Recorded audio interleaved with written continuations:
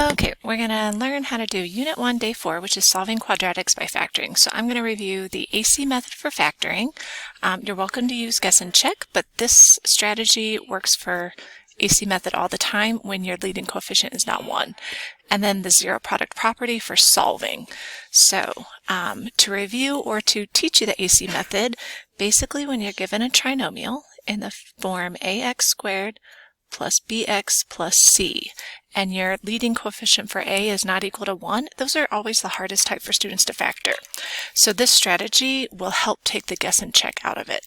So you're going to start by, number 1, is you're going to find a times c, and I literally mean taking the first term and multiplying it by the last term, and I do that on the side. The second step, and this takes a little bit of practice, is you are going to rewrite b using new factors that you come up with, and I'll show you how to do that. All right, and then the last step, it's actually called factor by grouping, which is really common factoring twice.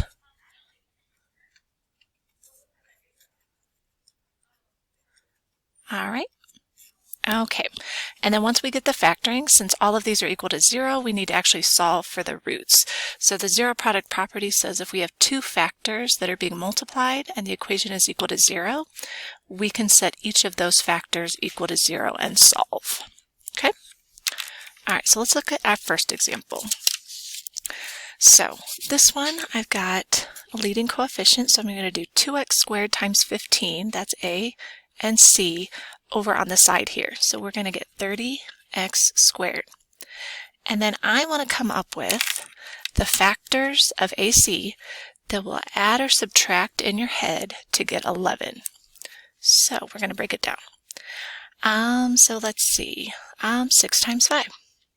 So 6 times 5 gives you 30, and 6 plus 5 gives you 11, if I make them both positive. But we also want to split up that x squared, so we're going to put 1 in each of them. That way when we multiply these together, we do get 30x squared to start with. And when we add these together, we do get 11x. So I'm going to rewrite this 11x using these two factors. So the 2x squared stays, and then I replace 11x, and these can be in any order. That won't affect your answer.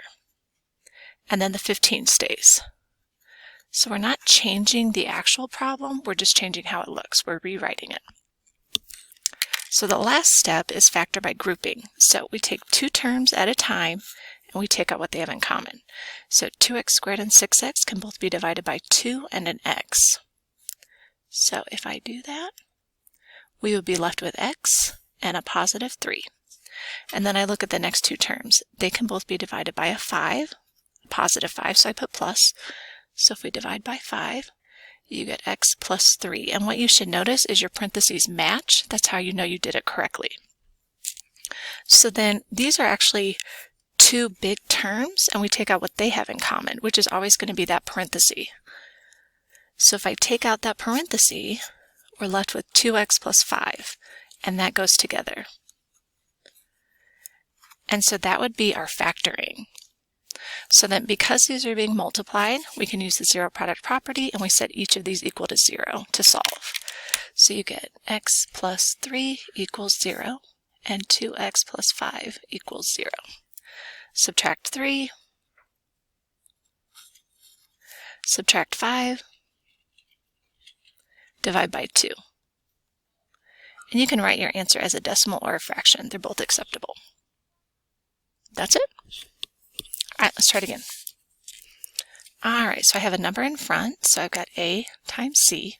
So 3 times 14 is 42. So I need the factors of 42 that will give me a negative 13. So 6 times 7, and if it's negative 6 plus negative 7 does give you negative 13, and we'll split the x's up. So then I'm going to rewrite the b term. So 3x squared, I'll just put the 6x first. So just be careful of your signs because they are important. And then we're going to do common factoring.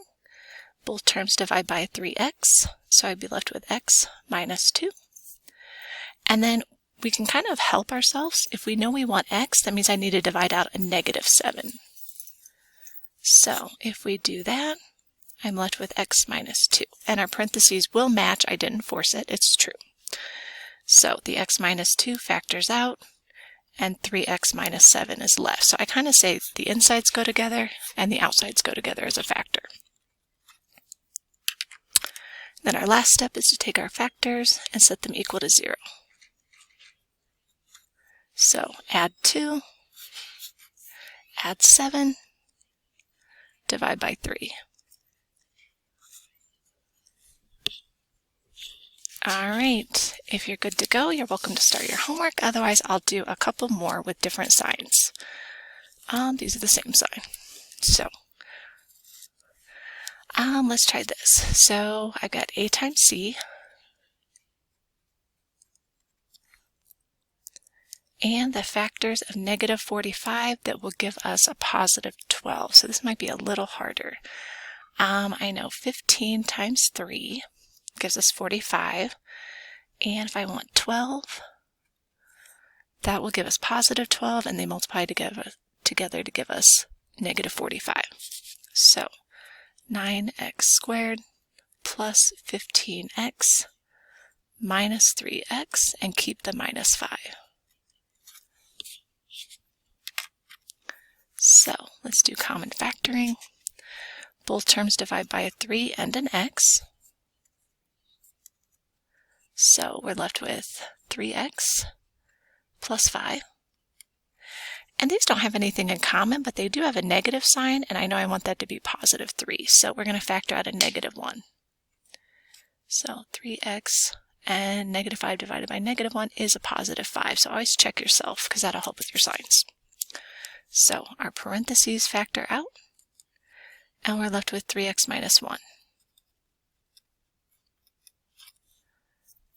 So zero product property.